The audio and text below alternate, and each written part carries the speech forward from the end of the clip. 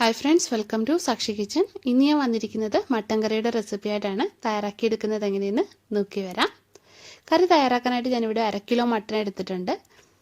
ഇത് കഴുകി നല്ലോണം വൃത്തിയാക്കി എടുത്ത മട്ടനാണ്. ഉപ്പും വിനീഗറും ഒക്കെ ചേർത്തിട്ട് നല്ലോണം കഴുകിയെടുത്തതാണ്.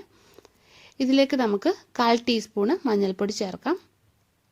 പിന്നെ 1.5 ടീസ്പൂണ് ഇഞ്ചി വെളുത്തുള്ളിയുടെ പേസ്റ്റ്, കുരുമുളക് പൊടി ചേർക്കുന്നുണ്ട് 1 ടേബിൾ സ്പൂണ്. ഇനിയും വേണ്ടത് ഗരം മസാലയാണ്.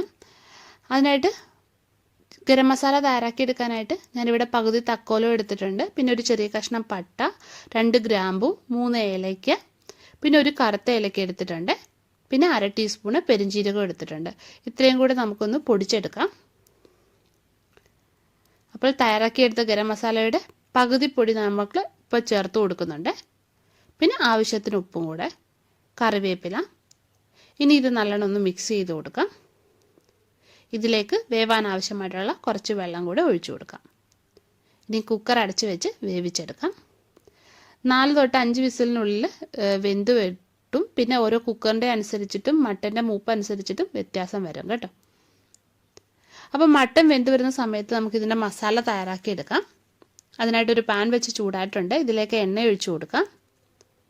ഇനി ഇതിലേക്ക് ഞാനൊരു പട്ടയുടെ ഇല ചേർക്കുന്നുണ്ട്. മീഡിയം സൈസിലുള്ള 2 സവാള അരിഞ്ഞത് ചേർക്കാം. വഴറ്റിയെടുക്കാം. ഇനി ഇതിലേക്ക് പച്ചമുളക് കീറിയത് ചേർക്കാം. 3 എണ്ണം ചേർക്കുന്നുണ്ട്. ഇതധികം എരിവില്ലാത്ത പച്ചമുളകാണ്. പിന്നെ കുറച്ച് കറിവേപ്പിലയും കൂടെ ചേർക്കാം. സവാള വഴണ്ടി വരുമ്പോഴേ ഇതിലേക്ക് 1.5 ടേബിൾ സ്പൂണ് മല്ലിപ്പൊടി ചേർക്കാം.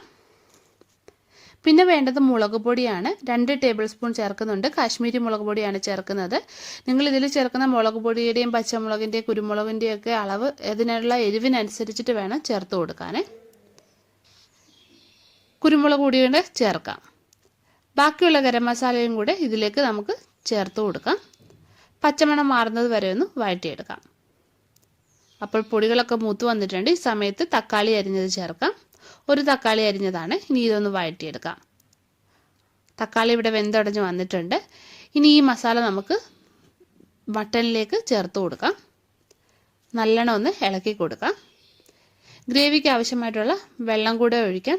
തിളച്ച വെള്ളം വേണം ഒഴിക്കാൻ, പച്ചവെള്ളം ഒഴിക്കരുത്.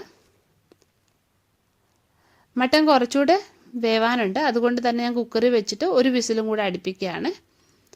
നിങ്ങളുടെ കയ്യിലുള്ള വെന്ത മട്ടൻ ആണെങ്കിൽ ഒരു 5-10 മിനിറ്റ് ചെറിയ ഫ്ലെയിമിലിട്ടിട്ട് തുറന്ന് തന്നെ വേവിച്ചെടുക്കാവുന്നതാണ്. അപ്പോൾ മട്ടൻ ഇവിടെ തയ്യാറാക്കി എടുത്തിട്ടുണ്ട്. ഇതൊരു സിമ്പിൾ മട്ടക്കറിയാണ്. നിങ്ങൾ തയ്യാറാക്കി നോക്കുക.